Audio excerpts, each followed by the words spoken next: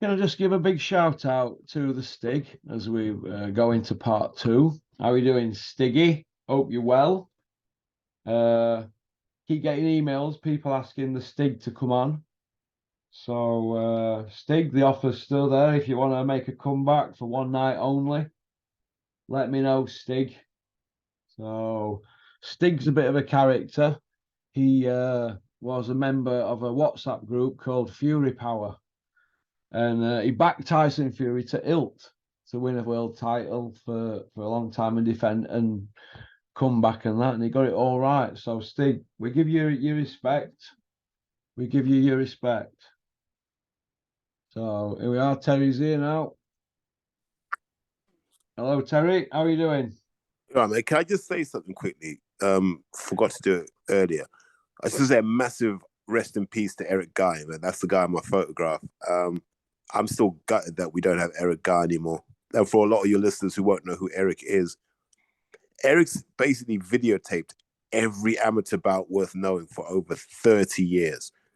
He was like the Matchroom in-house videographer for a bit as well. So he was Coogan before there was Coogan.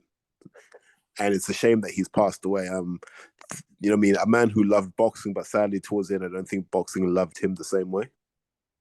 Yeah. Yeah, it's a shame about Eric Guy, isn't it? Not Yeah, nice. gutted. He were the man for videoing amateur fights and stuff like that, and boxing fights. Fights that nobody filmed. Yeah, and if you remember when Eddie was talking about his amateur record, that's the first guy we all went to. It's like, everyone go to Eric Guy and find out if there's footage. Yeah, yeah. You remember how I got that footage, don't you? You know what footage we're on about, don't you? Yeah, I do. So bless him. Bless him. But yeah, may he rest in peace, Terry. 100%. But getting back to Ben Shalom, do you feel that they're all going to gang up on him and get him out? Because like I said earlier, there's a lot gone off, hasn't there, with him? It feels like it's just been a rough few months for him. There've been, sort of mishaps and slip ups here, there, and everywhere. And it doesn't seem that there's a lot of confidence behind Ben Shalom. And I know you're not going to like me saying this, Russ, but they need Adam Smith back.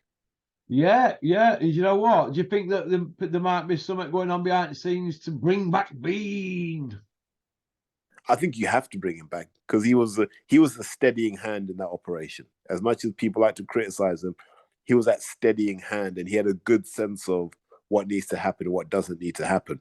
And if you notice, Ben Shalom's best performances, the times we thought highest of Ben, were when Adam Smith was around.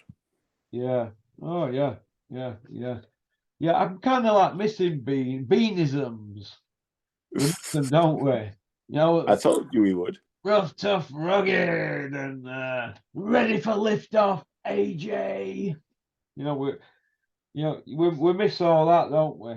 No, I want to talk about Tyler Denny and McGowan. Now, the rules meeting, Kevin Parker said, any questions? No, everybody said no. Joe Gallagher straight away. Yeah, I've got a question. Straight away. Yeah. There's never been a rules meeting without a Joe G question, has there? Which is always good. Joe's gone straight in. Tyler Denny headbutts, and these last few fights have been butting people and holding on down straight. Oh no, no, not a problem. All that. What happened? He lost a split decision, and basically the referee was shocking, wasn't it? Shocking. I think we've just got used to it in this country, haven't we, Russ? Yeah. I mean, you're going to get jobbed on scorecards, especially in the Midlands. You're just going to get jobbed because it looks like Sky are making a real play for having the Midlands as a stronghold. Yeah. I thought it were awful referee. I didn't even know he was an A-star him. Is he an A-star him, Terry? I don't know. But I don't know. I thought it was shocking, and scoring were awful. But he got the win, so they'll say different, won't they? But I thought I'd save my views on this until we spoke about it. What next for McGowan now? His stock surely got to rise after that, hasn't it? Didn't he fight in France on the Dan Aziz show? I can't remember. And I think he got robbed then as well. Can't That remember. was I think Joe G was out there, and I think he got robbed then. You know, is this going to be this kid's tag? A bit like John Ryder were getting robbed early in his career, wasn't he? Yeah, I think so. I think if he rises to the storm and sticks to his guns, it always comes back around. That's how boxing works. Yeah. All right. Why are managers, Terry, of fighters getting kids into position, right, and then not pushing these sanctioning bodies for the title shots? Sometimes you don't want to fight the champion. It's as simple as that. Like there are loads of people who could fight Beterbiev now, but they're all saying, no, not yet. No, not yet. We'll wait, thank you. We're seeing people now. I mean, it's going back to the Saudi thing and Usyk, Fury, and all this. The word is that Fury were trying to squeeze an extra 10 million out, basically. That's what it all boiled down to, 10 million. Now, when you're earning millions and millions like that, what's another 10 anyway? Depends on who you got to pay, right? Hey? Depends on who you got to pay back, Russ. Well, maybe. But it ain't happening, and big fights are not happening. And we're supposed to be in the golden era, aren't we? In heavyweight boxing, which carries the sport. Nah, no chance, mate. No chance, Russ. What do you think to the Dave Allen, Derek Chisora chat? What did you think to that? I don't want to see that. No, I never want to see that. In fact, Dennis wanted to put that on his platform and charge pay per view, and thinking Chisora would be $500,000 and Dave Allen be 200 grand. It's I've done an interview with him on it. It'll be out, but I don't know. Would that be a swan song for both, wouldn't it? If one lost, I think that would just be heartache for Dennis. He wouldn't be able. That's a hard sell. That's a hard sell. It's a hard sell on Sky, but even harder sell on Fight Zone. are we now seeing a shift in power, Terry, in the sport with fighters dictating to promoters? I think money's dictating to everyone. People are just waiting for big paydays. So you're not willing to have those in between fights anymore because you just want the paydays. Yeah. Yard, Boatsi, Dan Aziz. These guys here. Callum Smith.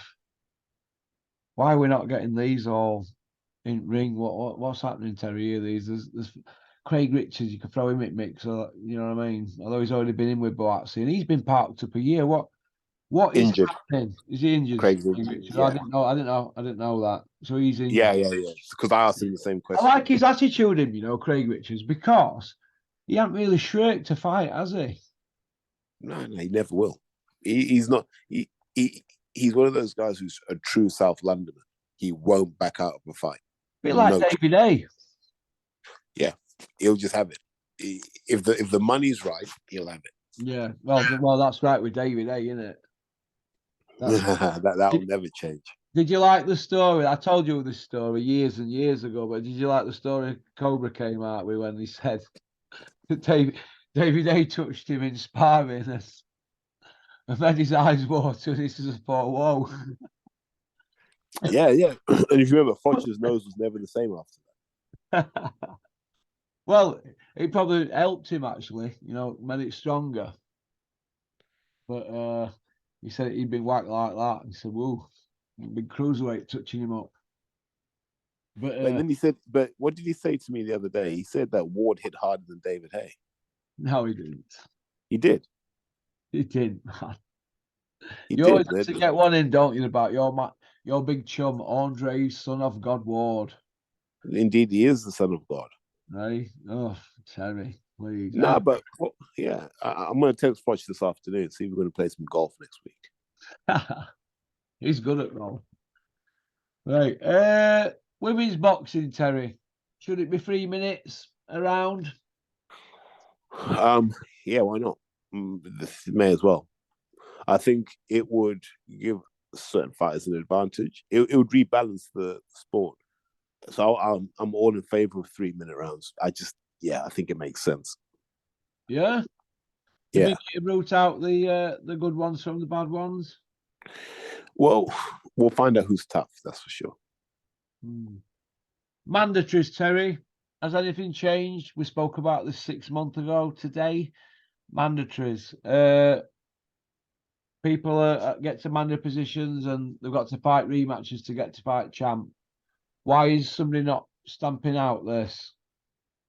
Yeah, I think the rematch culture is too much. I think rematches should happen, but they should rarely ever happen immediately, unless it's been like a really shocking judging call or something. That's the only time.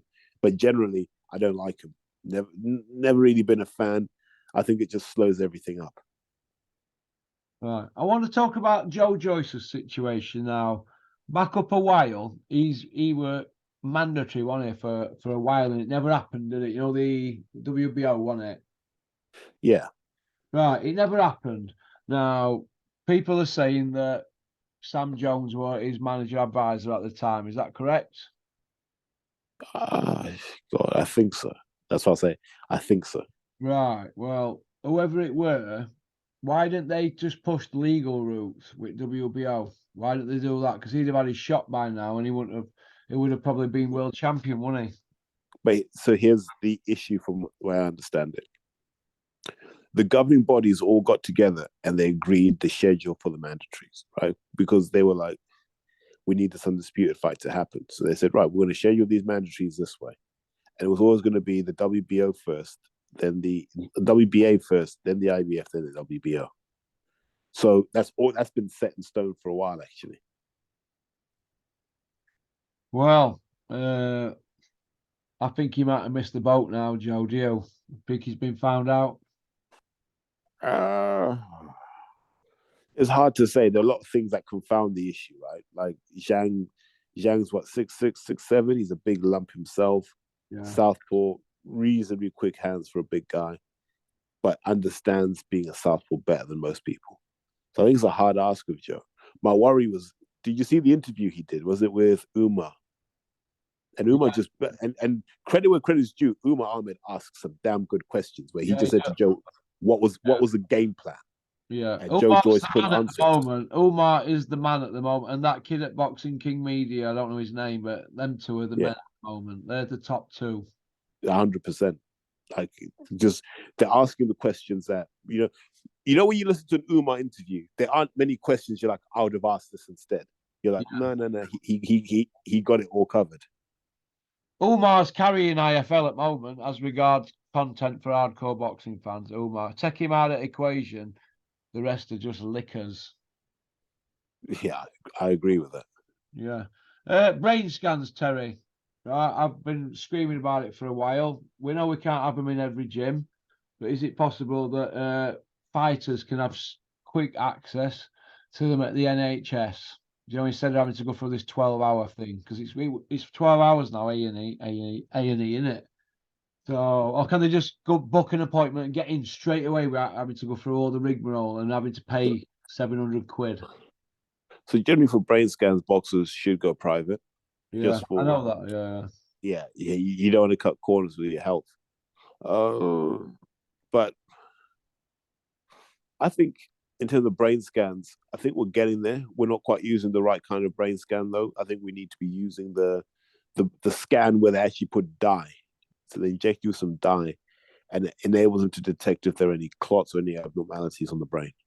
That's where we need to get to. We need better brain imaging stuff. We need better cognitive tests. We'd order that stuff to make sure that these guys are truly fit to fight. Yeah, do you think they'll get some funding from government for it so they could place one, say, in Sheffield, one in Birmingham, one in Newcastle, so people can use it when they want? But you don't want that because remember you're still putting radiation through your body, so you don't want to do it too many times. And for that, you need someone who can regulate how many times you should go. Well, not what my point. You know what point I'm going to make is, say, for instance, you have a test March 21st, 2023. So your next test 12 months later, you may knock 3 men out in that year in first Yeah, round. But what if you're picking up damage in sparring? exactly. So, do you know, this is why I think that there should be every 3 months or something, or in between camps. Yeah, yeah. You just got to make sure it's the right test because you don't want to end up missing anything. Yeah, but then again, should they have a test before they get in the ring? Could shows fold on strength of that if somebody fails a test on day at fight, or the week of the fight after the last spar kind of thing, or could something lay dormant and then pop up at a later time? Are we going to be faced with all them sort of questions? Yeah, this is where it gets tricky. Yeah, when it comes to boxing, the first thing I care about is physical health. Second thing I care about is obviously spiritual health. The third thing I care about is financial health.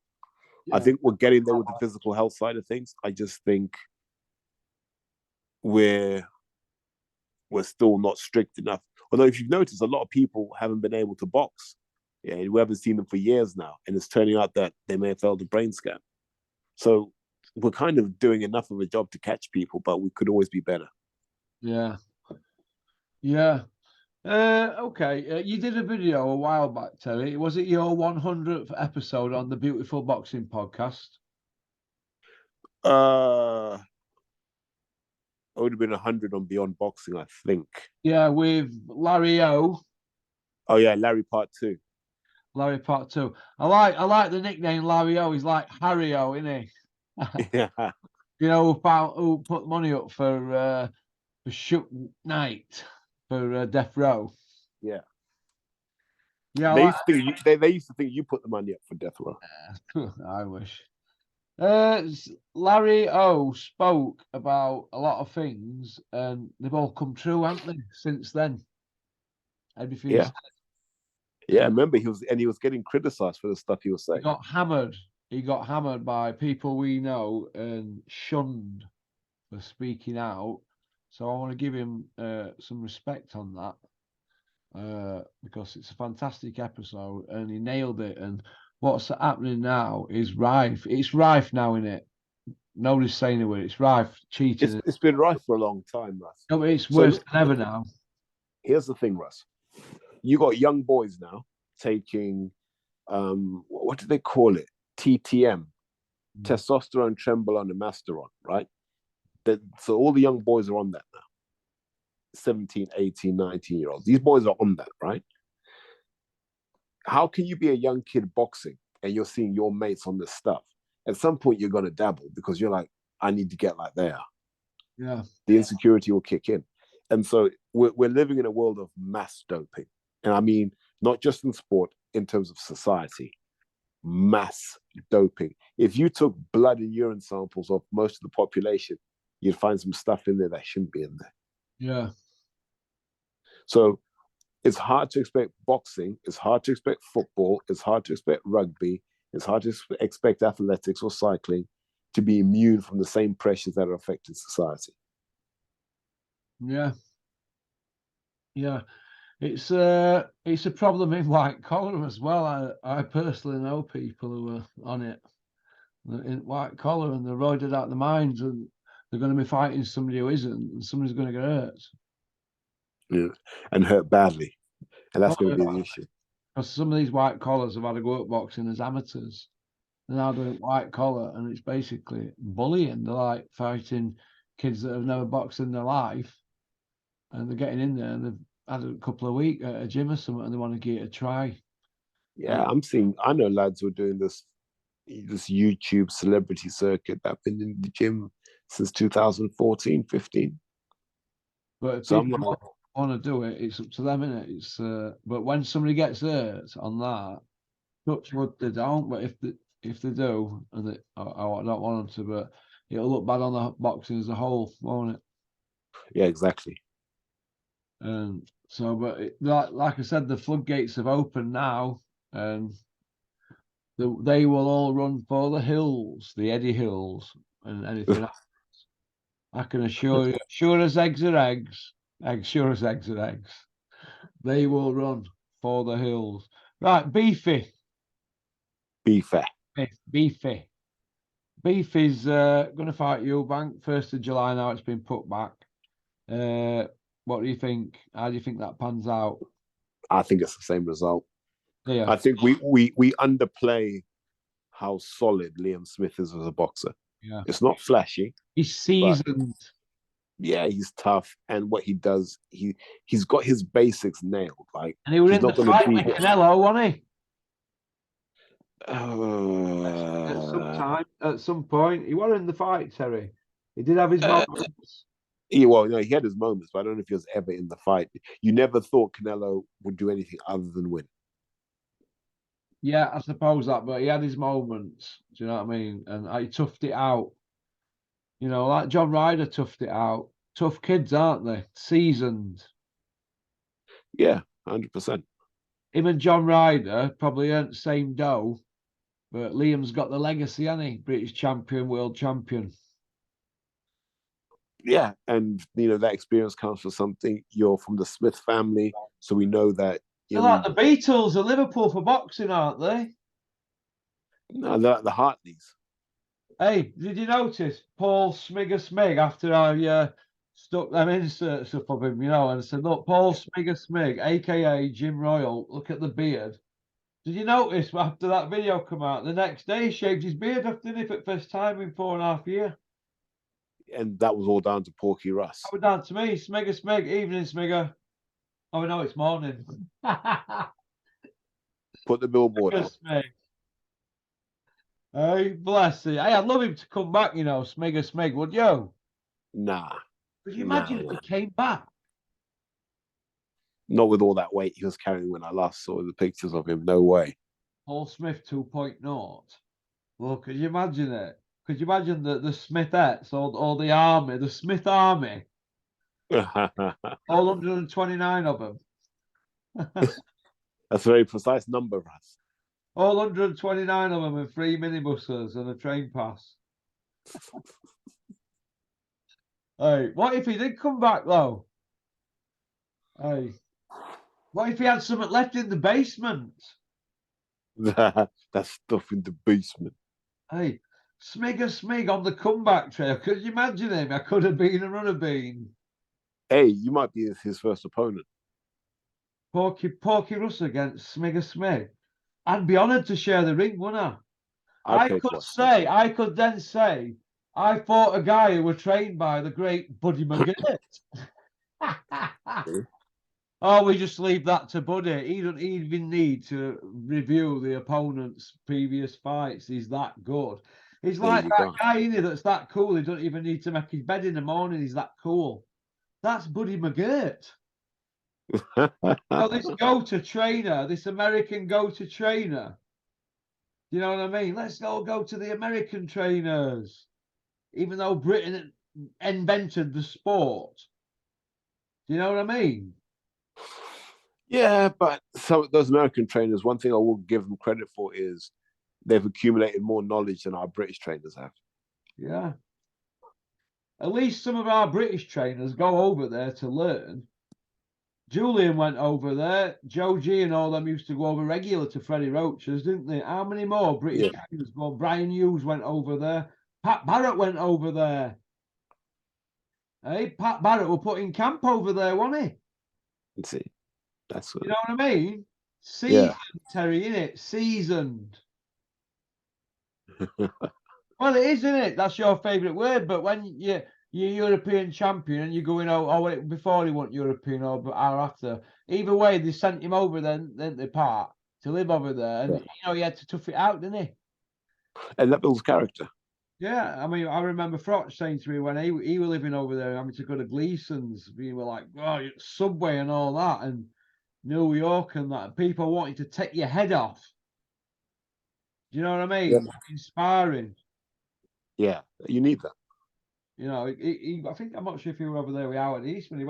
I know he did one camp in Los Angeles with him, and people are there to put hands on you.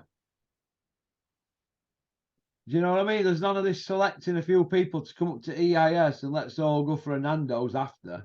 There's none of that. Well, there isn't, is the Terry? Let's go to Nando's after and go have a sit with Cougs. Oh, you know what? We'll go over to Ingles for a cuppa. You know what I mean? There's none of that. It's like, I'm going to put hands on you and send you That's back what you want to see. Hey? That's what you want to see. Yeah. Where do you see Oscar De La Hoya's role now in boxing, Terry? Do you think he's a bit of a joke? No, he's a good promoter. He manages his fighters' careers better than Eddie Hearn does. You think? Yeah. Look at who he's brought through, though. He brought through Canelo. He's brought through Ryan Garcia. He's brought through a fair few guys. Virgil Ortiz, uh, uh, Jaime Munguia. Look at the names that Oscar's brought through, and then look at their record. You're like, nah, he's never rushed anyone, and he's never held anyone back. Dennis says he's a good night out, De La Hoya. I can imagine. You can imagine him, can't you? Wanted to be top dog at after party, can't you? Yeah, but I can't imagine him keeping up with Porky Russ. Listen, mate, I've seen them all off, kid. I've seen a lot off. You know that, kid. There's nobody that could live with me in my prime. Not even Ross Birkinshaw. Look at that, mate. Porky Russ, the force of nature. I've seen them all off, kid. You know what I mean? You know that, kid. You know. How's the lodge these days, Terry? Down there? You're a big part of that. Nah. I'm not there. I'm not there anymore. So I'll pop in like every couple of months or so. They're rebuilding, right? So credit where credit's due. The gym's full. They're rebuilding. They've got some good kids. Got this young kid Arnold, who's finally starting to box now. So he's on his way up. They've got young Ibs who might do really, really well in the smaller weight classes. I think all they need now is like a heavyweight to really anchor the club down. But yes, it's just in that rebuilding phase at the moment. Yeah, Fuki's got a show tonight. John Fuke's first show. Fuki baby. I've just interviewed him over there. He must have 100 kids going there a week now. 100 kids from Perfect. 7 upwards. That's fantastic, isn't it? They've got basement done. I bet they've put 20 bags into that downstairs, Dennis. 20 grams of equipment down there. It's fantastic. Wow. Yeah, they're still doing a bit of building work on it, but that'll be a really good gym when it's finished. Titans Boxing Gym, Sheffield. Well, I expect you to be there every week, Russ. Yeah, they can't handle the pork up there. Hey, there's some good little fighters up there, let me tell you. There's one kid strutting about in there with a Man U top on. He were having banter. Says, "You've got a Man U top on, mate, in Sheffield in a Wednesday gym. He's got a Man U top on." And they were all going, they all know, like, they were going, yeah. A bit of banter in it amongst teenage lads, I suppose. One of them, I'm Man U. Yeah, I've never understood why people are so mad about football, but hey, each their own. Hey, listen, it's not that long ago Dennis tried to buy Sheffield Wednesday with his consortium. Why would you want to do that? Well, I don't know, but at the time, he nearly pulled it off. Dennis and that little club of his, that team. But you know what? You're throwing good money after bad with football, though, aren't you? You think? Yeah, but also in life in general, right? We throw a lot of good money after bad. It's just what we do. What would you do if you were Dennis, right? Would you move to Sheffield full time, right, and do boxing and get one proper go till you're 70? He's coming up 61, isn't it? Would you do it properly and just be hands on, right, and go full steam ahead? Or would you flit around the world or stay down there at your James Bond pad in Jersey? What would you do? Dr. No pad in Jersey. Would you stay there or would you come back? Because if it were me, I'd get Sheffield. If I was Dennis, honestly, I'd sack off the promoting for a bit and I'd just focus on managing fighters. That's how I'd rebuild the Dennis Hobson name and brand. I'd be the manager. And then what it means is he can always be on IFL. Yeah, doing interviews at fights and that. Yeah, exactly. And having to bother about the whole show and keeping everybody happy for after the show and all that nonsense. Yeah. And it would just get him back in the mix. You know what I mean? Sometimes you've got to be around the new generation of talent, and that will bring the best out in you. Yeah. Hey, you've got to give Max his dues. He were working overnight at Den's show. He must have done 1,400 mile in 2 days.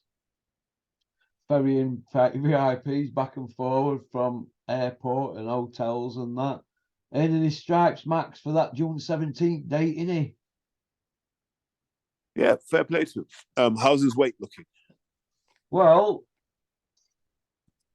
come here overnight. Right, and I was downstairs and I was having something to eat.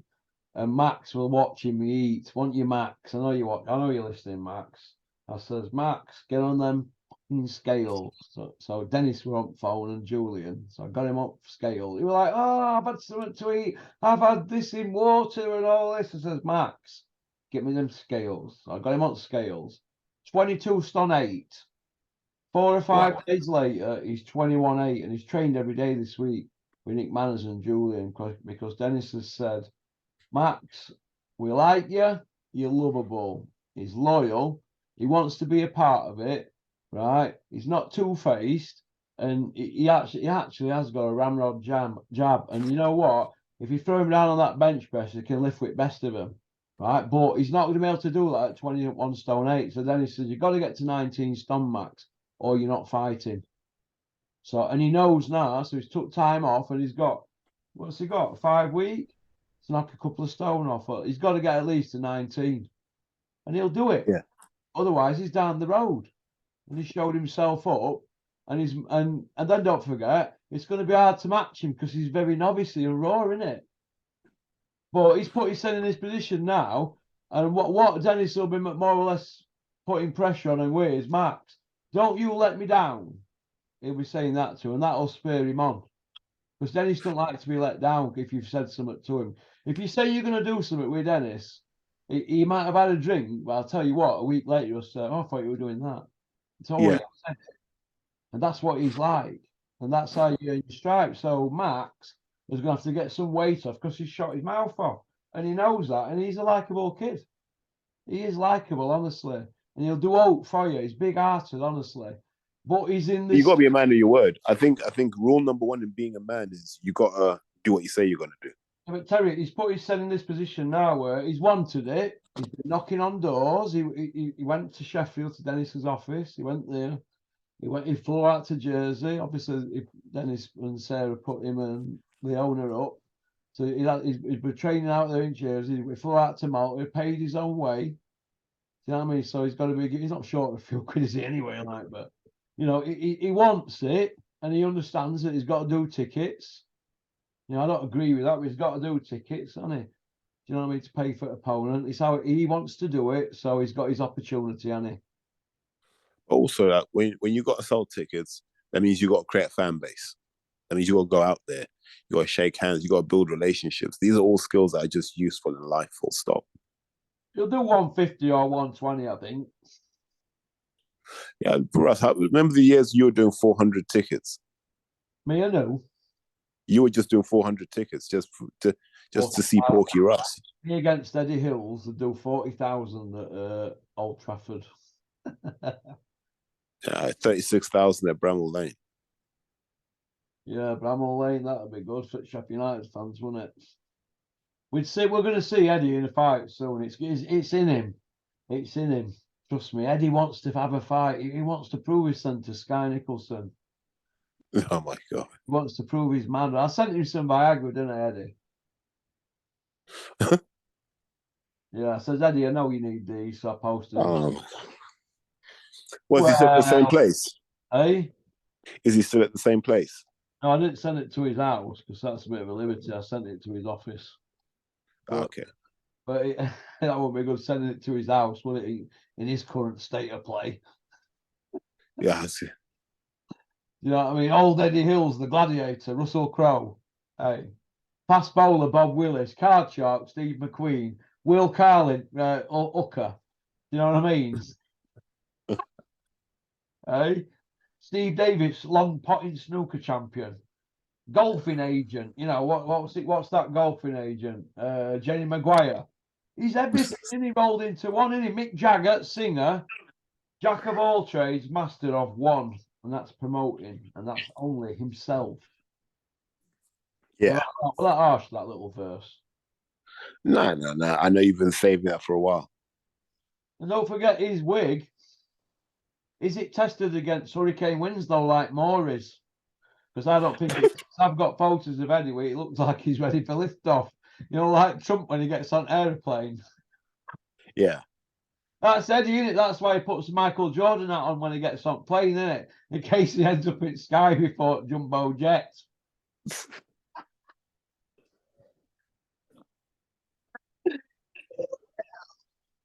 The 6-0 Iceman. Dale Nichols was best mate. Dale's got no time, has he, for Hills? Do you know who invented the name Eddie Hills? It weren't me, you know. Everybody says it was me. Eddie and Dougie sending an old, didn't he? But it was Dale Nichols. Hardcore Dale Nichols. Sometime Porky Pundit. Yeah, it was Dale Nichols who needs the credit for that, not Porky. Eddie Hills. Good one though, isn't it? You think? It is, isn't it? Eddie Hills. Eddie, he come out with it on my channel, didn't he? Kept saying, now we refer to him as Hills, because I kept forgetting at first, because my memory's because I'm as old, I'm probably as old as the Hills. But yeah, Eddie Hills, the 6-0 Iceman, but no footage. Oh, no, there's footage of him and Spotty Frank, isn't there? Oh yeah. Hey, them shots they were putting in on the Spotty one, they were putting some mustard on them one. Yeah, but They were knocking Frank round that ring like a little kid, wasn't he? yeah, he could never do that to you though. You what, mate? I'd have just grabbed him right ankles and took him down. Only chance I'd have with him with them big long arms of his, isn't it? I said, take you down, you Eddie. But when he were hitting Frank in that corner, the power he were putting on them, because he looks like he's got a bit of a dig on him, Eddie, to be fair.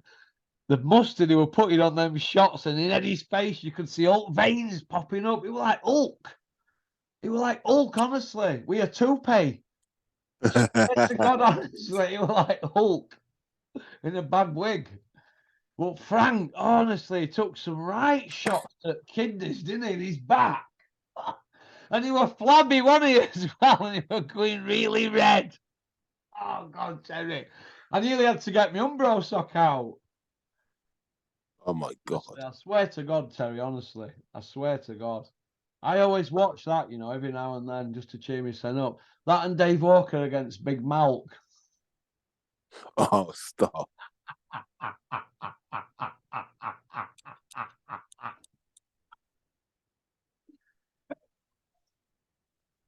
I think, what time is it?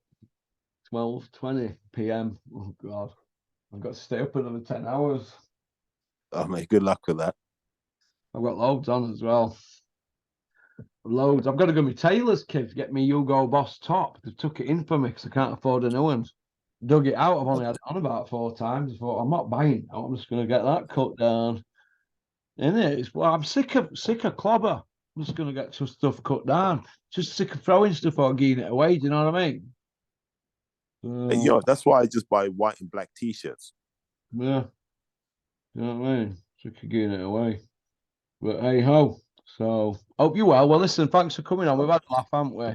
Yeah, absolutely. We'll have to get some coffee down me and some Red Bull. Oh, Okay, mate, okay. all right, mate. Peace out, mate. Listen, thanks for coming on and have a great weekend, Terry. God You bless too. Take care. My best as well. All right, bye. Right. Well, that was Terry, Chappendama. Did you know Terry's a banker in London? For those of you who keep having a little dig. Yeah, he is. Imagine that. Coming over from Zimbabwe in a war-torn country and coming over here and getting a university education in Sheffield, and taking up boxing and rugby and stuff like that. What a proper kid. Couldn't wish to meet a nicer kid. Okie dokie. Peace out.